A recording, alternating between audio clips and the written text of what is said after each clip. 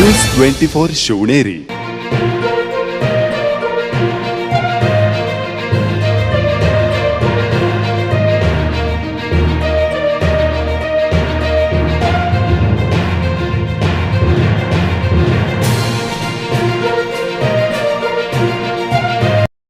आज संपल्याला पुढे असलेला खऱ्या अर्थानं जागतिक आदिवासी दिन, क्रांती दिन, खऱ्या अर्थानं भारत स्वातंत्र्याच्या लढ्यात 9 ऑगस्टची नोंद सुवर्णाक्षरांनी घेतली गेलेली आहे. आणि खऱ्या अर्थानं याच शुभमुहूर्तावर म्हटलं तरी काही वावगं ठरणार नाही. आज आपण सर्वजण या ठिकाणी रेल्वेसाठी या ठिकाणी चक्काजाम आणि परिसरातील सर्व शेतकरी, उद्योजक, विद्यार्थी जे आजूबाजूला उभे आहेत त्यांना विनंती करतो या आंदोलनात सक्रिय सहभागी होण्यासाठी आपण रस्त्यावर उतरायचंय. आता फक्त या आळेफाटा चौकातून अत्यावश्यक सेवा म्हणजे फक्त अँब्युलन्सला जागा दिली जाणार आहे.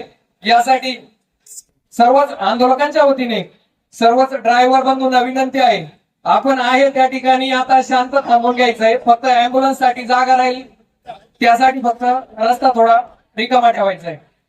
खऱ्या अर्थानं पुणे नाशिक रेल्वे म्हटलं तर आपले शेतकरी बांधव असतील, विद्यार्थी असतील, कामगार असतील आणि उद्योजक असतील, या सर्वांच्या सर्वांगीण विकासासाठी महत्वाचा असणारा आपला पुणे नाशिक रेल्वे प्रकल्प गेल्या 25 ते 26 वर्षापासून कागदावरच रेंगाळत असताना खऱ्या अर्थानं आपल्या गावागावामध्ये अगदी रेल्वे स्टेशन साठी लावून या राज्यकर्त्यांनी आपला तळमार्गे असणारा पुणे नाशिक रेल्वे प्रकल्प, आपली जुनी माणसं म्हणायची पुण्यावरून पुणतांबे, अगदी ती मन सत्यात उतरवून आपली रेल्वे पुणे, अहिल्यानगर, शिर्डी, पुणतांबा, नाशिक अशी वळवण्यात आली.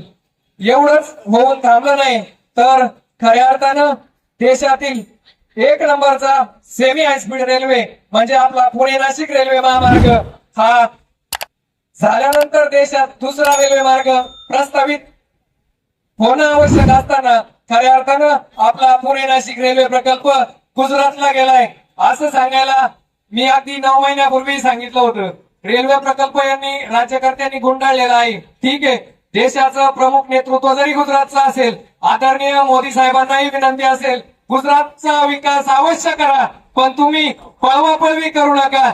मुख्यालय असतील, रिझर्व्ह बँकेचे मुख्यालय तुम्ही गुजरातला हलवताय, तुम्ही इथले महाराष्ट्रातले प्रकल्प गुजरातला हलवताय. हे कुठेतरी थांबलं पाहिजे. तुम्ही भूमिपुत्र आहात, त्या भूमीसाठी तुम्ही अवश्य विकास कामं केली पाहिजे, पण यासाठी दुसऱ्या गावांचा, दुसऱ्या भागांचा विकास थांबवणं हे अतिशय निंदनीय आहे. असं तरी काही वावगं ठरणार नाही.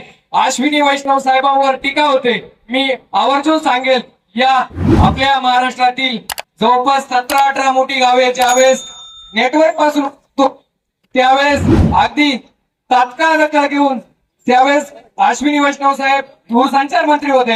अगदी महिन्यात दूरसंचार म्हणजे नेटवर्कचा प्रश्न मार्गी लावणारे अश्विनी वैष्णव साहेब आज रेल्वे प्रश्नी खऱ्या अर्थानं कुंभकर्णाची झोप का घेत आहेत?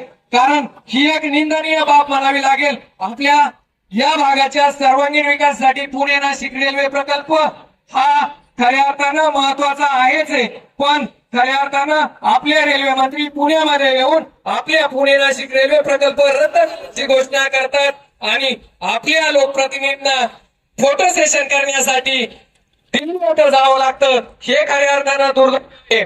या आंदोलनात पुणे ते नाशिक आज मनसर, चाकण, नारायणगाव, आळेफाटा, संगमनेर असेल, सिन्नर असेल या ठिकाणी सहभागी झालेल्या सर्वच आंदोलकांचं मी पुणे नाशिक रेल्वे कृती समिती असेल आणि या भागातील तमाम मायबाप जनतेच्या वतीनं सर्वच आंदोलकांचं सहर्ष स्वागत करत असताना खऱ्या अर्थानं एक प्रोपोगंडा चालवला जातो की कुठेतरी आपण दिल्लीला गेलो पाहिजे. दिल्लीला जाण्याची आवश्यकता काय? तुम्ही दिल्लीत राहून राज्यकारभार करत असताना सर्वसामान्य जनतेच्या हे सगळ्यांना पण पूर्णपणे माहित आहे त्याचे फायदे काय आहेत आणि आपण आज आपल्या हक्कासाठी लढण्यासाठी उभे राहिलेले आणि तो हक्क आपल्याला मिळवायचाच आहे. हे सगळ्यांनी लक्षात घेतलं पाहिजे. रेल्वे, रस्ते, विमानतळ ही फक्त आपल्याला प्रवास उपकर होण्यासाठी नाहीये, तर आपल्या पुढच्या भविष्याच्या म्हणजे अशा विकास वाहिनीची आपला प्रकल्प आहे आणि त्यासाठी आपण सगळेजण इथे उपस्थित राहिलेले